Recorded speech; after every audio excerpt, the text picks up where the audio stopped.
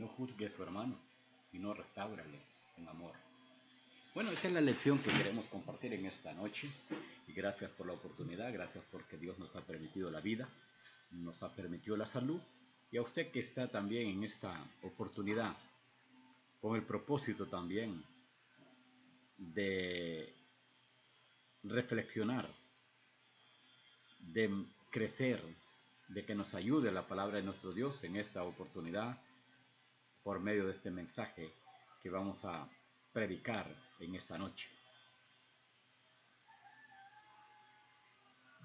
Miramos que tengo ahí unos textos como Mateo 7 del 1 al 5, Santiago 4, 11 al 12, 1 Corintios 4, 5, Romanos 14, 4 y el versículo 13, Gálatas 6, 1, ¿verdad? Son textos que nos van a ayudar en esta oportunidad. Por ejemplo, Gálatas 6:1. Hermanos, si alguno fuera sorprendido en alguna falta, vosotros que sois espirituales, restauradle con espíritu de mansedumbre, considerándote a ti mismo, o sea que también tú seas tentado. Mateo 7:1 en adelante. No juzguéis para que no sea juzgado.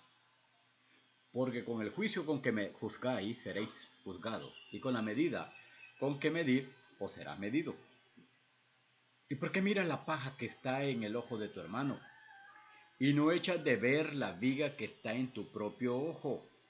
¿Cómo dirás a tu hermano, déjame sacar la paja de tu ojo, y he aquí la viga en el ojo tuyo?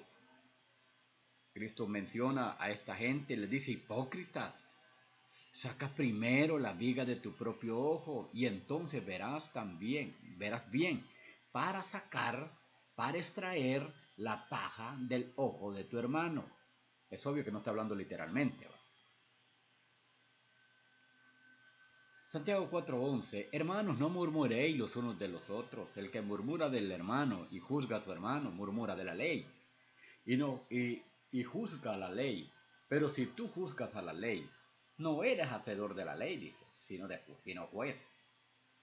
Acuérdese que un solo es el dador de la ley, que puede salvar y perder, pero tú, dice Santiago, ¿quién eres para que juzgues a otro? ¿Tú quién eres que juzgas al criado ajeno?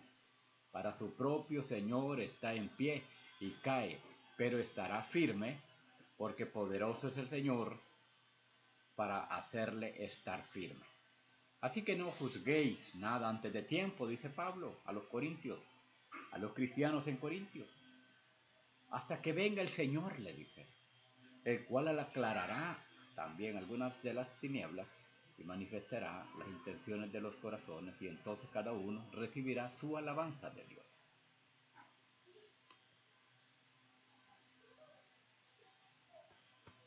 Vamos a ver acá, vamos a quitar el versículo 13. ¿Por qué? Porque el 13 no lo tengo incluido. Ok. Muy bien. Ahora sí.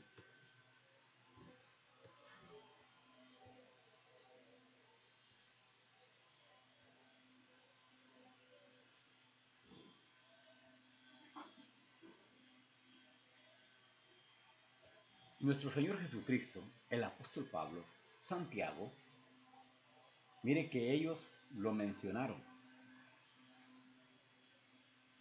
Y yo considero que siempre fue el mismo propósito, el de no juzgar a su hermano, al criado ajeno, de repente por algo incierto, por algo que no es correcto, por apariencias que no edifican.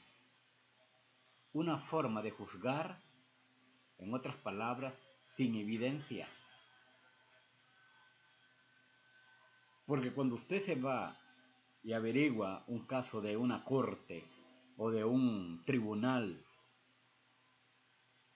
esto es dicho por un juez o un tribunal, dice determinar si el comportamiento de alguien es contrario a la ley y sentenciar lo procedente.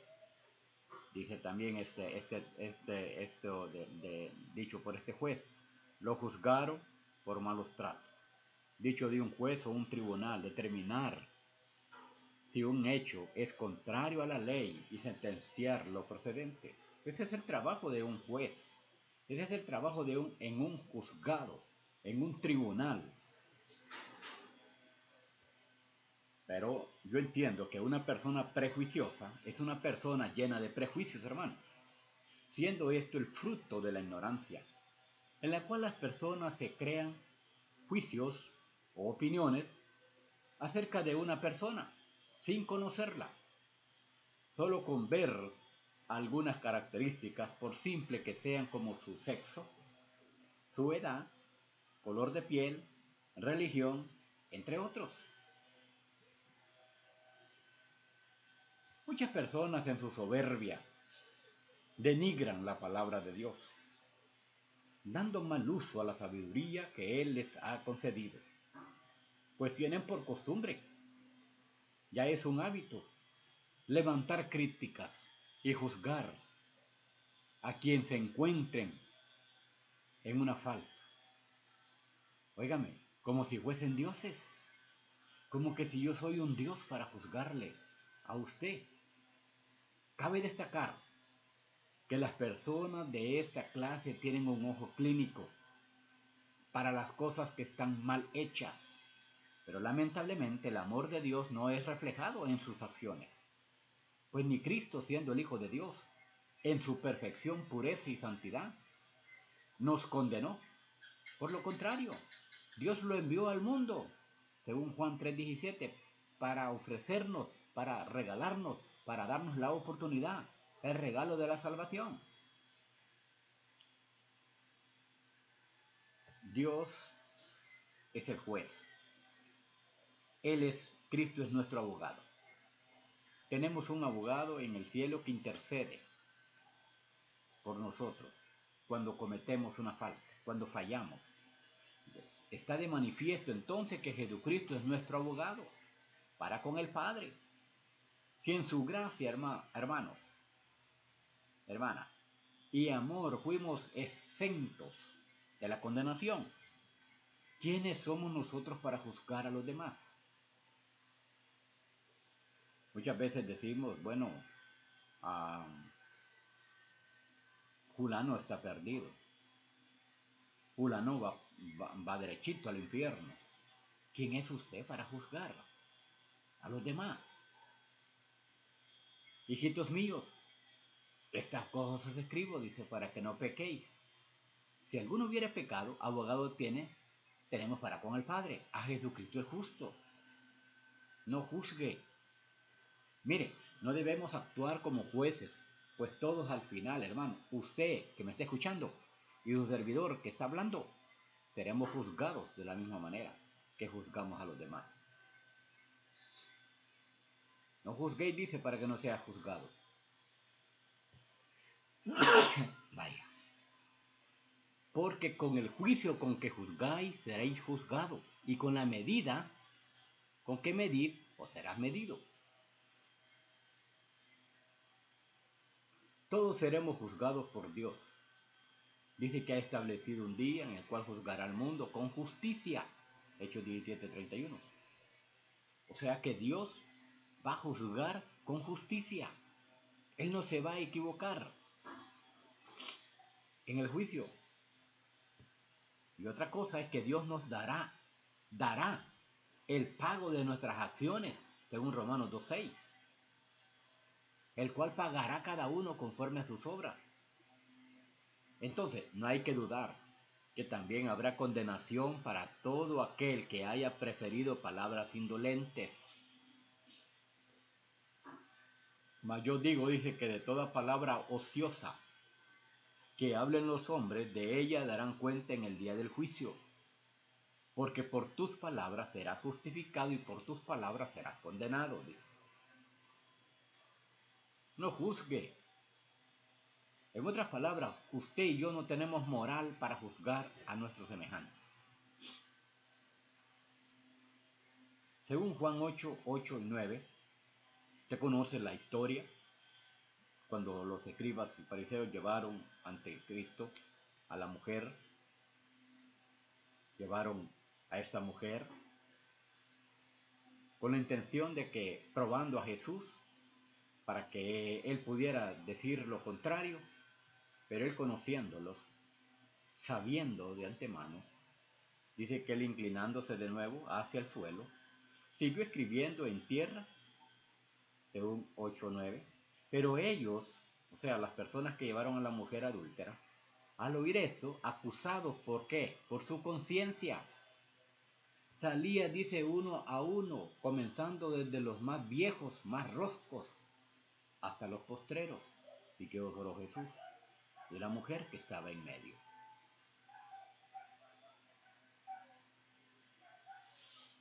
Según Mateo 7, 3 al 5, ¿y por qué miras la paja que está en el ojo tuyo, de tu hermano, y no echas de ver la viga que está en tu propio ojo? ¿O cómo dirás a tu hermano, déjame sacar la paja de tu ojo y he aquí la viga en el ojo tuyo? Y volvemos a leer el texto. Hipócritas, le dice, saca primero la viga de tu propio ojo y entonces verás bien para sacar la paja del ojo de tu hermano. La verdad de las cosas, hermanos, es que yo creo de los que estamos acá presentes, todos somos humanos. O sea, todos somos imperfectos. De todos los que estamos acá, como seres humanos, todos somos imperfectos.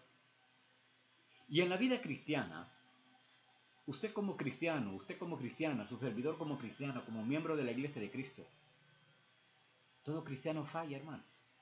De una u otra le fallamos a Dios, según 1 de Juan 1:10. Si decimos que no hemos pecado, le hacemos a él mentiroso y su palabra no está en nosotros. Quien presuma estar firme, también está expuesto al pecado, a fallar, a cometer errores. Así que el que piensa estar firme, mire que no caiga, dice Pablo a los cristianos en Corinto. Entonces, lo mejor y lo ideal y lo que debería de ser es restaurar. Y para eso debemos orientar al caído en humildad y en amor, procurando, es obvio, su restauración, como si fuésemos nosotros mismos, hermano. Vuelvo con el texto que leímos al principio. Si alguno fuere sorprendido en alguna falta, ustedes que son espirituales, restáurenle con espíritu de mansedumbre. Pero dice, considérense usted mismo, no sea que también sea tentado.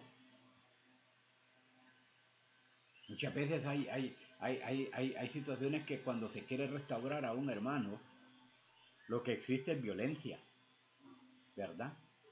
No hay mansedumbre. Y es que la verdad las cosas es que a veces queremos restaurar a alguien, pero de una forma como un dictador, como decirle, usted, ¿verdad? Usted es así, usted tiene este problema, cosa que no debe ser así, ¿verdad? ¿Por qué? Porque de repente esta persona no tiene ese problema. De repente lo que ha llegado es al oído de X persona es una mala información. El Señor nos enseña en su palabra que no debemos condenar a los demás. Antes de poner en tela de juicio a un hermano, usted y yo debemos examinarnos, debemos de profundizarnos en nosotros mismos, pues todos estamos expuestos al pecado. En otras palabras, quien no admita esta realidad, hermano, está mintiendo, es un mentiroso. Y está poniendo de mentiroso a Dios, pues todos somos humanos. Hay personas que aún siendo conscientes de su flaqueza, tienden a señalar a su hermano con fines ajenos al propósito de Dios. Es verdad que Santiago 3:2 está diciendo, porque todos ofendemos. ¿Cuándo? ¿Cómo? con nuestra propia boca. En muchas cosas, si alguno dice no ofende en palabras, este es varón cabal, es un varón capaz también de refrenar todo su cuerpo. El punto es que está hablando ahí de la lengua. Lamentablemente, hermanos, y da tristeza que en el cuerpo, en la iglesia de Cristo, que forma el cuerpo de Cristo, se ha dado y se ha seguido una mala interpretación de los principios de exhortación, de la forma de restaurar a los hermanos o a un hermano.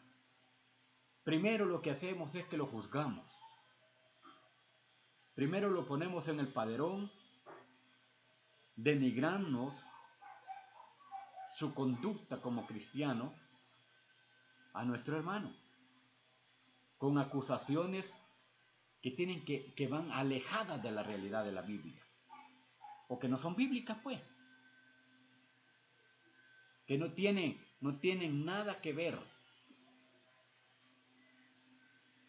Los escribas y los fariseos, fíjense que fueron sorprendidos cuando Cristo en una sola frase los llevó a la reflexión. Y Jesús les dijo, el que esté libre de pecado, bueno, tire la primera piedra.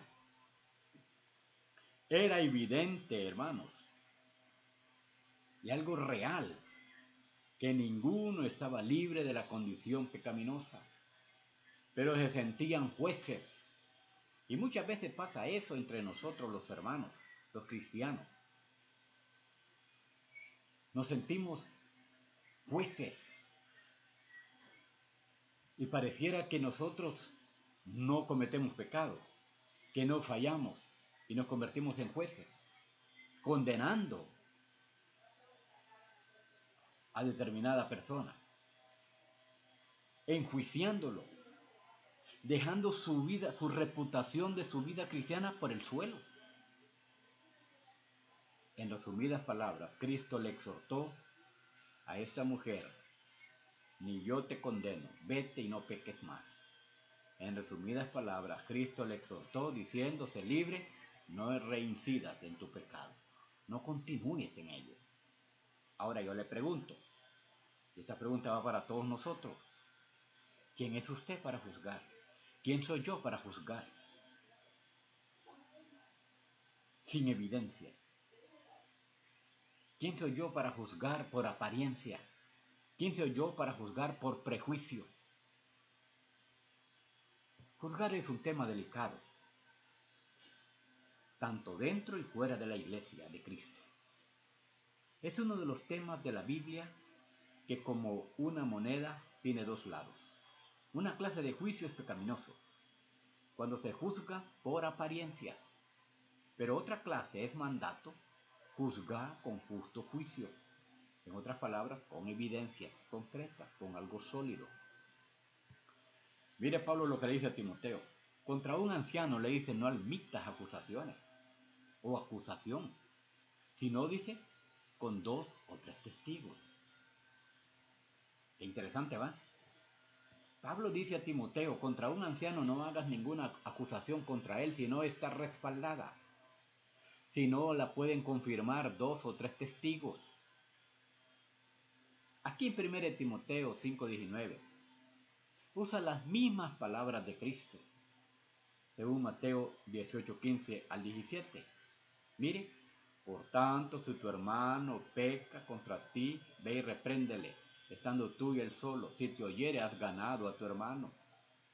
Mas si no te oyere, toma aún contigo a 1, a 2, para que en boca de 2 o 3 testigos, póngale cuidado, para que en boca de 2 o 3 testigos, esto es lo que yo le estoy diciendo, que Pablo utiliza la misma expresión. No es que es la misma fórmula del pecado, ¿verdad? No. Porque acá en Mateo 18 es un hermano que peca con otro hermano. Y allá es acusar a un anciano. Entonces, totalmente es diferente los dos asuntos. Pero lo leo para que nos demos cuenta de que tiene que ser respaldada por 2 o 3 testigos. Y entonces sigue diciendo Cristo, y si no los oyere a ellos, o sea, los testigos, si él no se arrepiente y no cambia, este hermano dice, pues dilo a la iglesia. El asunto se llevaría a la iglesia. Y si en la iglesia él sigue persistiendo que no, y que no se arrepiente y que no es así, entonces, ¿qué va a hacer la iglesia? Ahí la iglesia toma la decisión para cortar comunión, tenerlo como gentil. Un gentil era tenido por mal, o sea, no, lo excluían, los sacaban. Entonces, mire lo que pasaba ya en el Antiguo Testamento. No se tomará en cuenta a un solo testigo contra ninguno en cualquier delito, ni en cualquier pecado. ¿En relación con qué? Con cualquier ofensa cometida. Solo por el testimonio de 2 o 3 testigos se mantendrá la acusación. Esta es la tercera vez que voy, dice Pablo, a ustedes, por boca de 2 o 3 testigos. Se va a decidir todo asunto. Mire, vuelve a hablar de los testigos, ¿verdad? Entonces, eso es lo que quiero que nosotros comprendamos, ¿verdad? Que habla de los testigos, habla de las personas que van a tomar el testificar de alguien, ¿sí? Y entonces, solo por el testimonio de 2 o 3 testigos, estará segura la acusación, ¿verdad? Estará segura la acusación. Eso aquí así dice. Entonces Pablo menciona acá en 1 Corintios, mire, por boca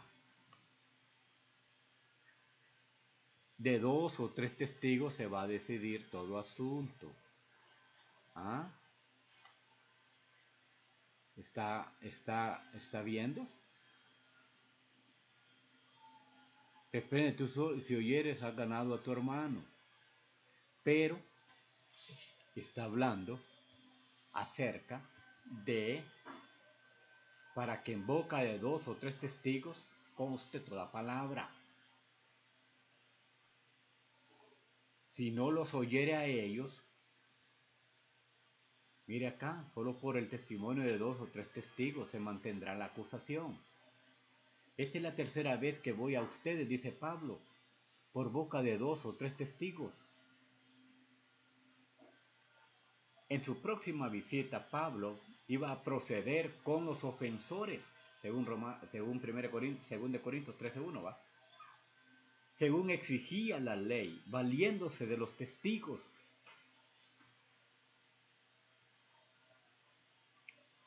Entonces, cuando se habla de acusación, hermano, o de juzgar, pienso yo, que deberíamos los cristianos, estoy hablando al cristianismo, deberíamos seguir este mismo modelo,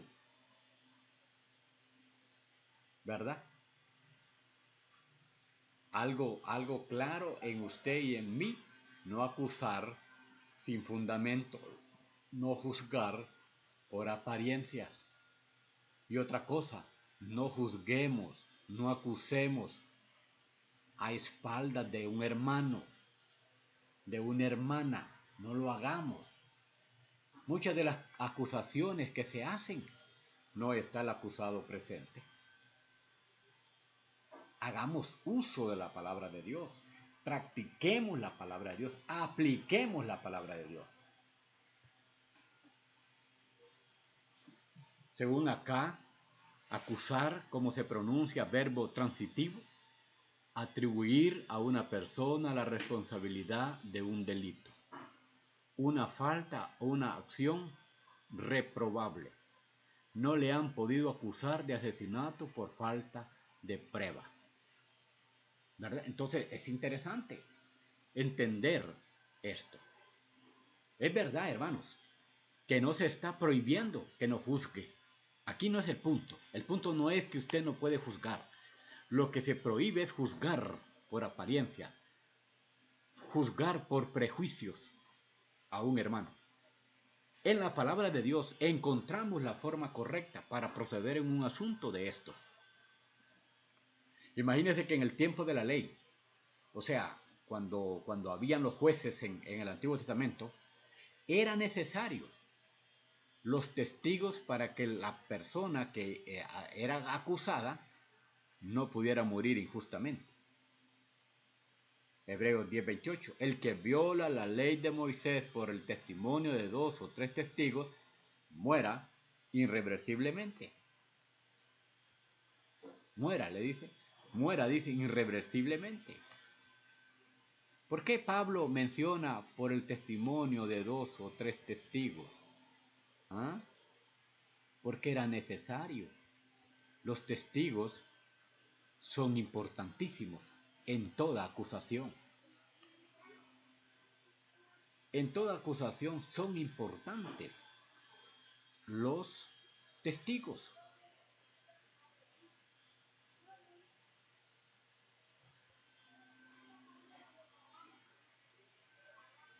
Como cristianos, tengamos cuidado de no tener prejuicios con nadie. Una de las cosas es que todos hemos sido perdonados. No hay unos mejores que otros.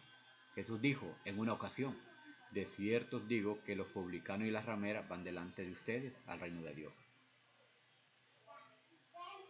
Jesús está, hermanos, en contra de la infección regida por la paja, ¿verdad? Es erróneo juzgar a otros injustamente. Nuestro Señor Jesucristo, como Maestro, simplemente dijo: no juzguéis para que no seáis juzgados, porque con el juicio con que juzgáis seréis juzgados, y con la medida que mides, con la medida con que medís, os serás medido. Hermano, no murmuréis los unos de los otros. El que murmura del hermano y juzga a su hermano, murmura de la ley, y juzga la ley, dice Santiago. Pero si tú juzgas a la ley, no eres hacedor de la ley, sino juez.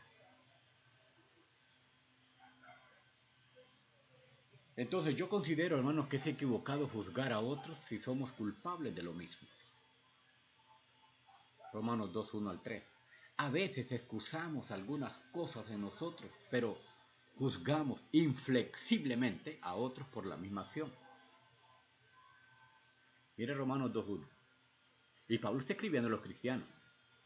Por lo cual eres inexcusable, oh hombre, quien quiera que seas tú. ¿Qué juzgas? Pues en lo que juzgas a otros te condenas a ti mismo, porque tú que juzgas haces lo mismo. Mas sabemos que el juicio de Dios contra los que practican tales cosas es según verdad. Y piensas, oh, hombre, tú que juzgas a los que hacen y hacen lo mismo, que tú escaparás del juicio de Dios.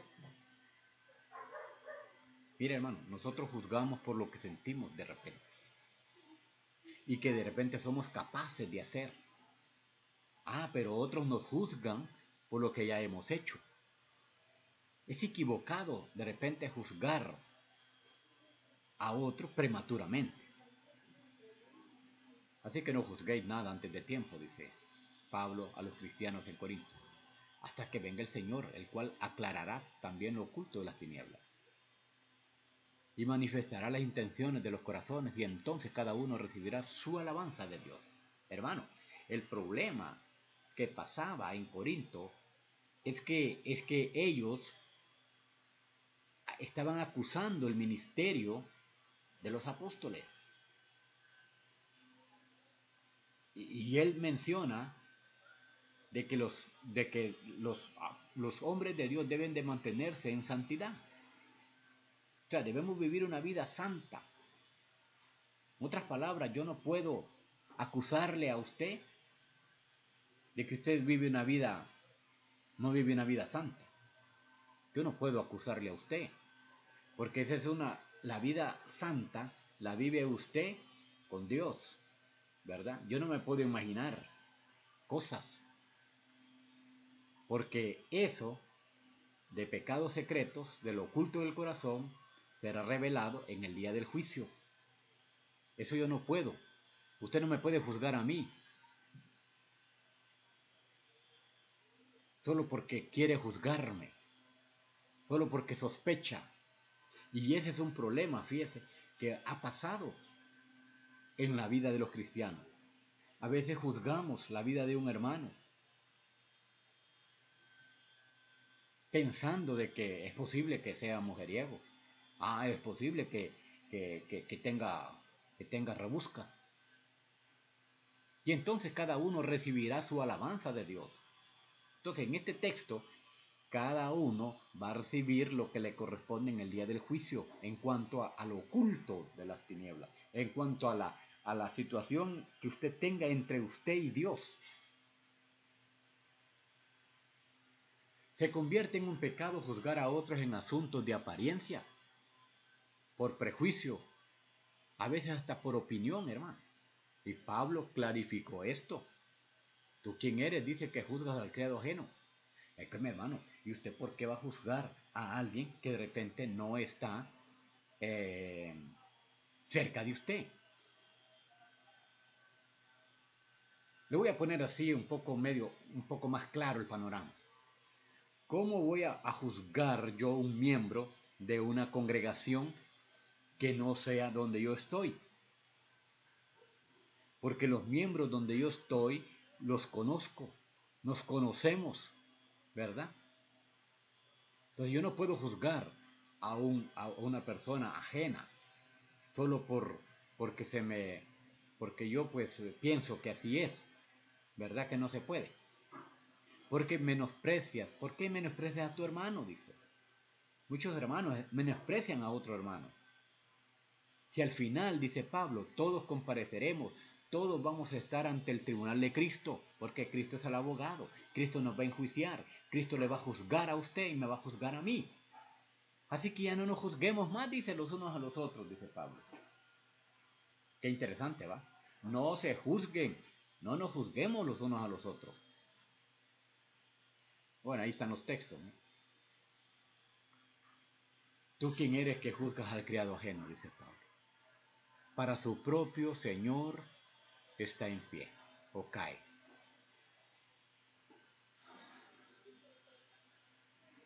O cae. Pero estará firme porque poderoso es el Señor para hacerle estar firme. De repente, cuando habla aquí, mire, Señor arriba, no está hablando del Señor Jesucristo, ¿verdad? Está hablando del dueño, del amo, ¿verdad? Para su propio Señor. O sea, en otras palabras, yo no puedo juzgar que fulano no hace nada.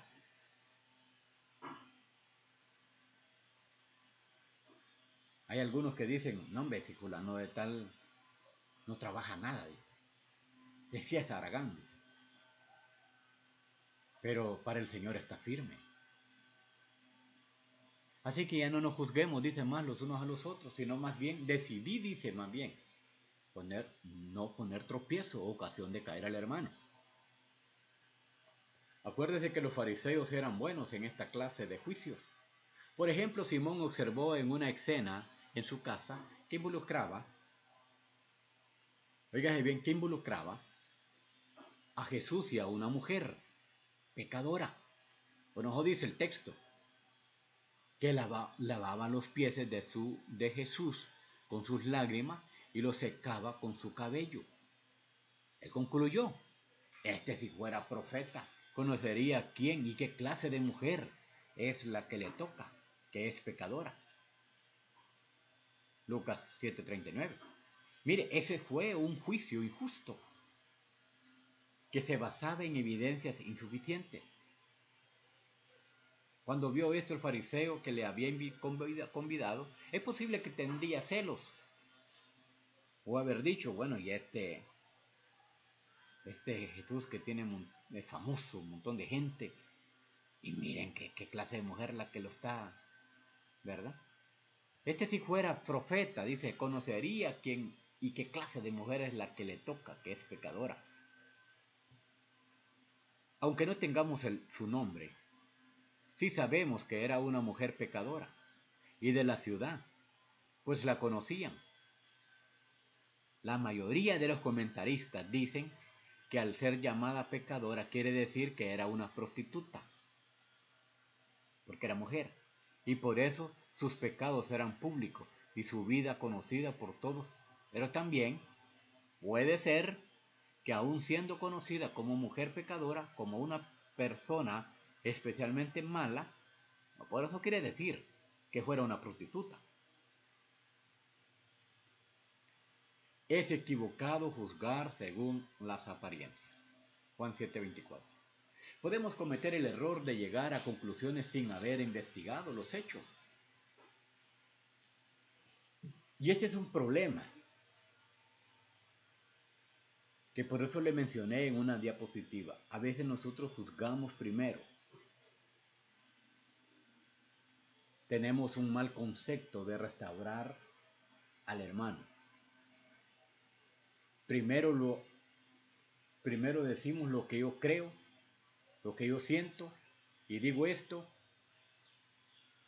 y allí es donde se comete el error, porque se llegan a conclusiones sin haber investigado bien los hechos.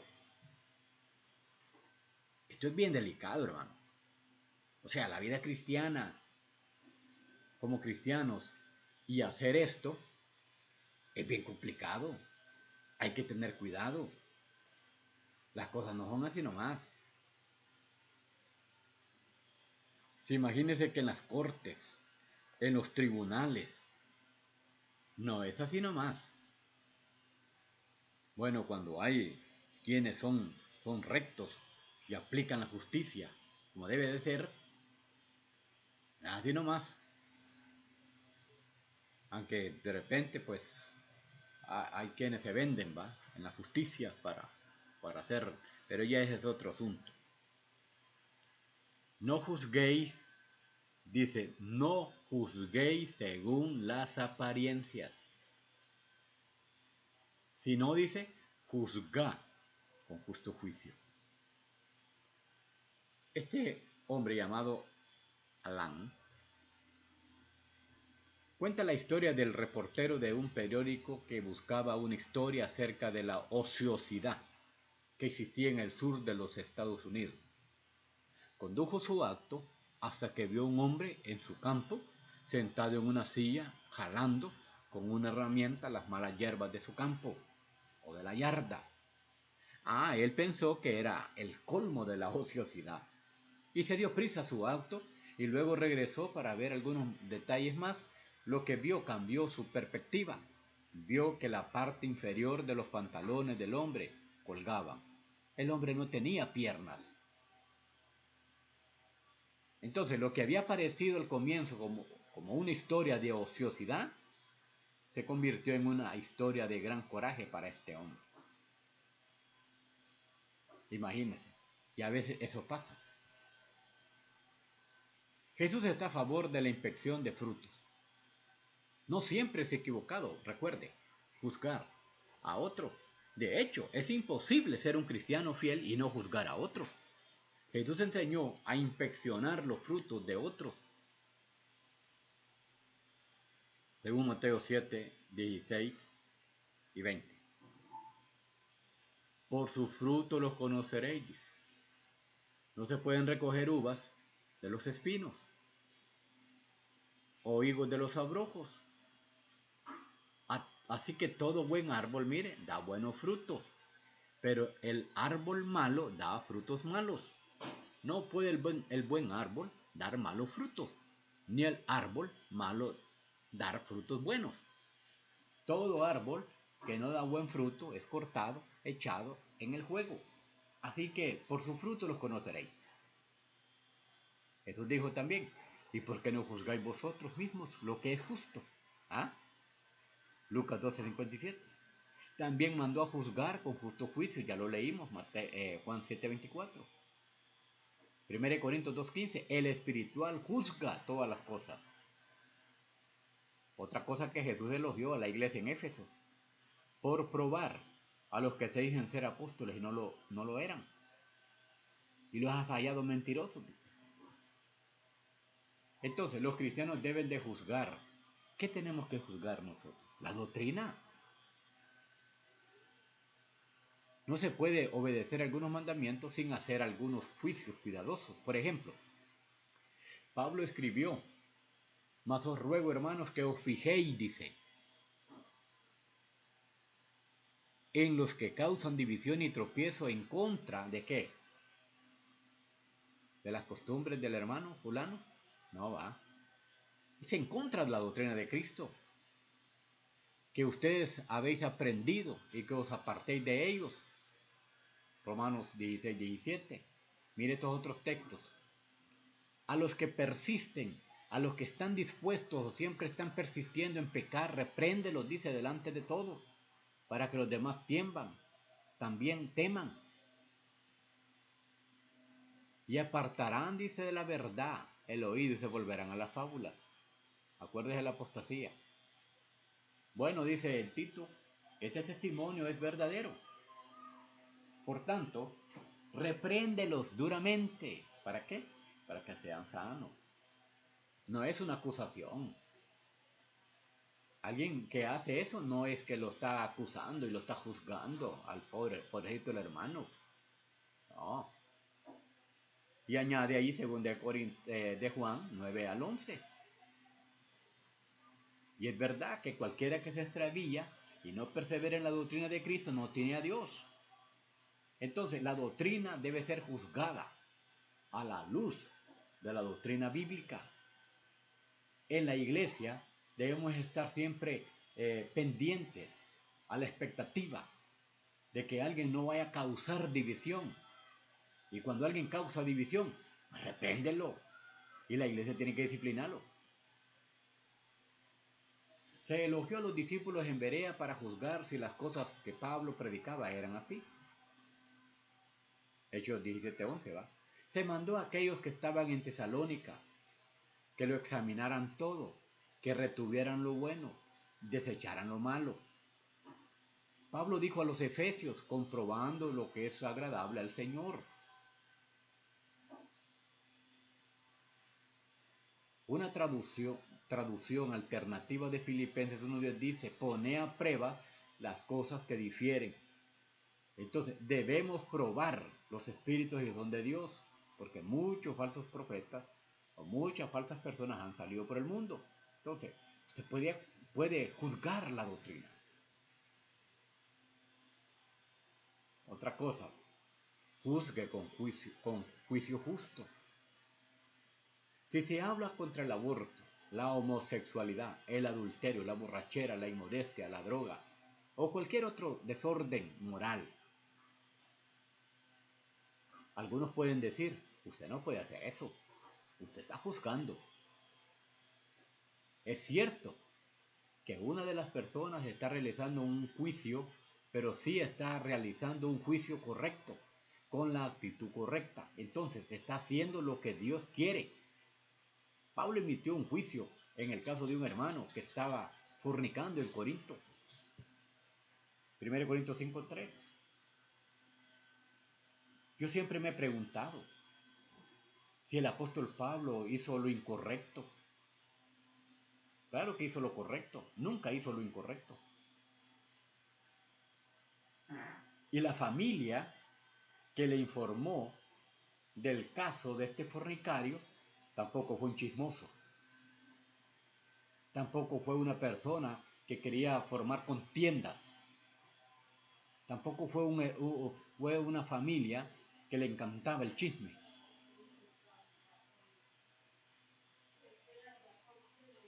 Hechos 13, esos textos así dicen, mire, ciertamente yo como ausente en cuerpo, pero presente en espíritu, ya como presente he juzgado al que tal caso ha hecho. O sea, no eran suposiciones, era real. Entonces, él ya había juzgado al caso. Y mire cómo le dice a este también, Hechos 13:10. Dijo, oh, lleno de todo engaño y de toda maldad, hijo del diablo, le dice, enemigo de toda injusticia, no cesarás de trastornar los caminos rectos del Señor. ¿Por qué Jesús dijo a sus discípulos que no juzgaran? Bueno, hermano, es que el asunto acá es que no se puede, no podemos nosotros convertirnos en juzgar a alguien cuando nosotros tenemos grandes problemas, tenemos grandes situaciones que se nos complican en nuestra vida, que no tenemos moral para juzgar a los demás. Entonces él les dijo que no juzgaran. No juzguéis y no seréis juzgados. No condenéis y no seréis condenados. Perdonad y se os perdonará. Es posible. Es posible poner en práctica estas palabras del Evangelio de Cristo. ¿Acaso no es necesario juzgar? Sí. Claro, si no queremos tirar la toalla, ¿va? No queremos renunciar ante lo que no está bien. Sin embargo, esta llamada de Jesús se grabó profundamente en los corazones de los apóstoles. Santiago y Pablo, dos distintos, mire, uno del otro. Por el otro lado, recogen el mandamiento de Jesús casi con las mismas palabras. Santiago escribe: ¿quién eres tú para juzgar a tu prójimo? Y y Pablo dice: ¿quién eres tú para juzgar a un criado ajeno que no es tuyo? Jesús ni tampoco los apóstoles pretendieron abolir los tribunales. Su llamada atañe a la vida cotidiana. Si bien los discípulos de Cristo eligen amar, los discípulos de Cristo deben amar continuamente. Deben amar continuamente.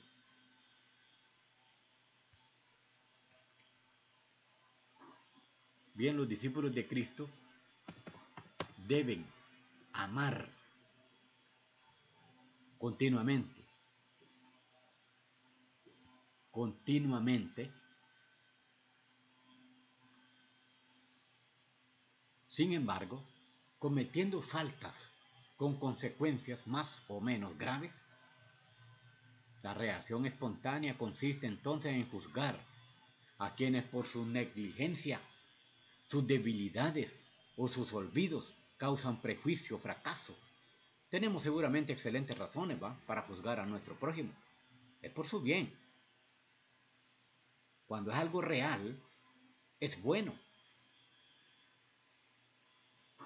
hablar con esta persona. Es bueno. Pero solo así no se puede. Porque sabemos que es por su bien, es para arreglar, para que él progrese, para que él crezca. Entonces Jesús conoce el corazón humano. No ignora las motivaciones más escondidas, dice. ¿Cómo puede decir a tu hermano, déjame sacar de la basura de tu ojo, cuando no ves, dice, la viga que hay en el tuyo? ¿Puedo servirme yo entonces? ¿Me puedo aprovechar? ¿Me puedo beneficiar de las faltas de los demás para afirmar mis propias cualidades? Yo creo que no, hermano. Las razones para juzgar a mi prójimo fomentan mi propio yo, mi amor propio. Las razones para juzgar a mi prójimo fomentan mi amor propio. La parábola del publicano. Usted sabe que estaba aquel orando y el otro pues dijo: yo no sé cómo dijo. Ladrón, dijo, avaro, dijo. Y ni lo conocía. Y a veces nosotros ahí somos. A veces actuamos como el publicano. Decimos: yo no sé cómo mire, ladrón. ¿Acaso no será para no tener que enfrentarme con mis propios problemas? Las miles de faltas que le encuentro tampoco prueban que valgo más que él. La severidad de mi juicio quizás no haga más que esconder mi propia inseguridad, mi miedo a ser juzgado. Jesús habló 2 veces del ojo enfermo o malo. Califica de este modo a la mirada esturbiada por la envidia. Y aquí lo dice, mire: si tu ojo es maligno, así que si todo tu cuerpo estará en tinieblas. Así que si la luz que en ti hay es tiniebla, ¿cuántas no serán las tinieblas? Las mismas tinieblas. ¿O tienes tu envidia porque yo soy bueno? Dice. ¿Ah? El ojo enfermo admira, envidia y juzga al prójimo. Al mismo tiempo, cuando admiro a mi prójimo por sus cualidades, pero al mismo tiempo me da envidia, el ojo se vuelve malo. Ya no veo la realidad como es. Incluso puede ocurrir que juzgue a alguien por un daño imaginario que nunca ha cometido. El ansia de dominación también puede incitar a juzgar. Es por ello que en el pasaje ya citado Pablo escribe: ¿quién eres para que juzgar a un criado ajeno, que no es el tuyo? Quien juzga a su prójimo se erige en amo y usurpa, de hecho, el lugar de Dios. Ahora bien, estamos llamados a considerar a los demás como mejores. No se trata de desacreditarse, sino de ponerse al servicio de los demás, en lugar de juzgarles. ¿Conduce a la indiferencia y la impasibilidad el hecho de renunciar a juzgar? No. Nada hagáis por contienda, dice, por vanagloria, antes bien, con humildad, estimados cada uno a los demás, como superiores al mismo. En la misma frase el apóstol Pablo utiliza la palabra juzgar en dos sentidos. Dejemos de juzgarnos mutuamente, hermano. Procura más bien no provocar el tropiezo o la caída del hermano. Poner fin a los juicios mutuos no conduce a la pasividad, sino que es una condición para una actividad y comportamiento justo. Así que ya no nos juzguemos, hombre, más los unos a los otros, sino más bien decidir no poner tropiezo o ocasión de caer al hermano. Jesús no invita a cerrar los ojos y dejar que las cosas sigan su curso. Porque después de decir que no juzguemos, continúa diciendo: ¿podrá un ciego guiar a otro ciego? No. Ellos caerán, dice, ambos en el mismo agujero. Jesús desea que ayude a los ciegos a que encuentren el camino, pero denuncia a los guías incapaces. Esos guías ciegos según el contexto. ¿No caerán ambos, dice, en el hoyo? Es obvio. Quienes juzgan y condenan sin renunciar a juzgar, resulta imposible ver claro para llevar a otros por buen camino. Hay que usar. Esto es importantísimo, mire.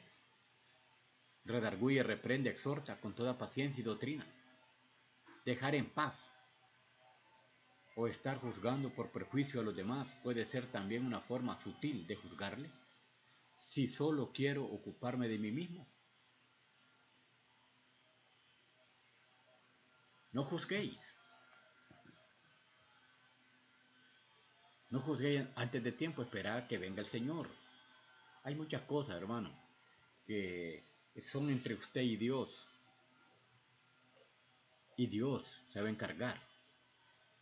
Pero no hagamos, no nos convirtamos en jueces en juzgar algo que no sabemos.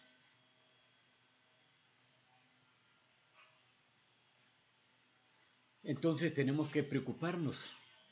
Al mismo tiempo exhorta con insistencia a preocuparse por los demás, a los sumisos, amonestadlos, a los deprimidos, a animarlos, a los débiles, socorrerlos, con todos, sé paciente, dice. Así que no, bueno, manifestará la intención de los corazones y entonces cada uno recibirá su alabanza de Dios. Aquí está hablando de algo que usted de repente puede pensar de que alguien está viviendo una vida incorrecta y que está en pecado sin usted estar seguro.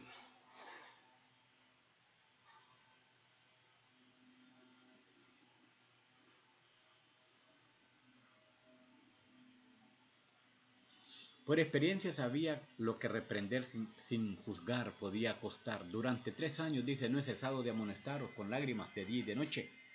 Solo el amor es capaz de un servicio semejante. ¿Qué significa la palabra juzgar según la Biblia? Bueno, en algunos casos el verdadero significado, hermanos, de juzgar es liberar de injusticia o opresión.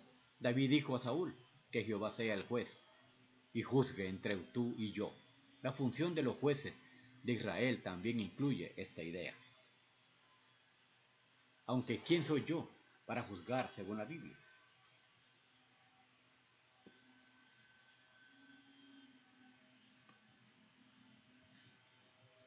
¿Quién soy yo para juzgar según la Biblia?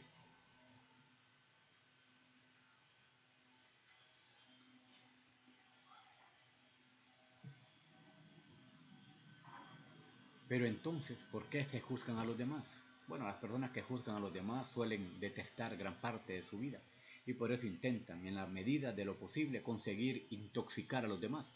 Y son personas que suelen estar atormentadas por las decisiones que han tomado, quizás impuestas desde afuera, sin haber deseado eso. ¿Cómo se le llama a una persona que juzga a los demás? Una persona prejuiciosa, es una persona llena de prejuicios, siendo esto el fruto de la ignorancia, en la cual las personas se crean juicios, opiniones acerca de una persona, sin conocer, más bien, digamos, sin conocer lo que se está juzgando, solo con ver algunas características.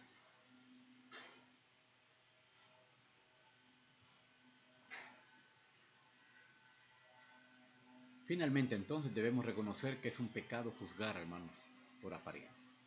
Si estamos siendo cristianos que juzgamos sin fundamento, es momento de cambiar, hermano, de dejar de juzgar por apariencia, por prejuicio, algo que no está fundado en la verdad bíblica.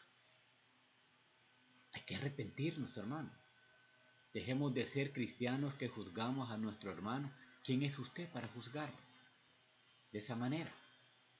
El juzgar con juicio justo, Cristo lo demanda, pero juzgar por pura apariencia se constituye en pecado. ¿Por qué? Porque Cristo no quiere que juzguemos de esa manera. Puede juzgar.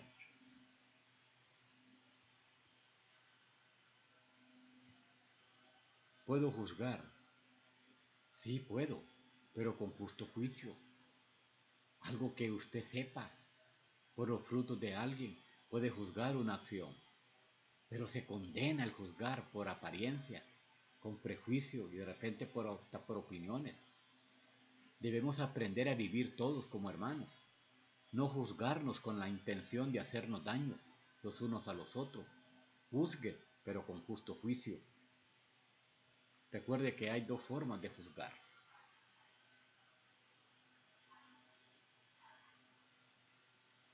Formar un juicio o una opinión sobre una persona o una cosa. No se debe juzgar a la gente tan a la ligera. El juzgar por apariencia es pecado. Juzgar, según el verbo transitivo. Dictaminar, deliberar, acena de culpabilidad.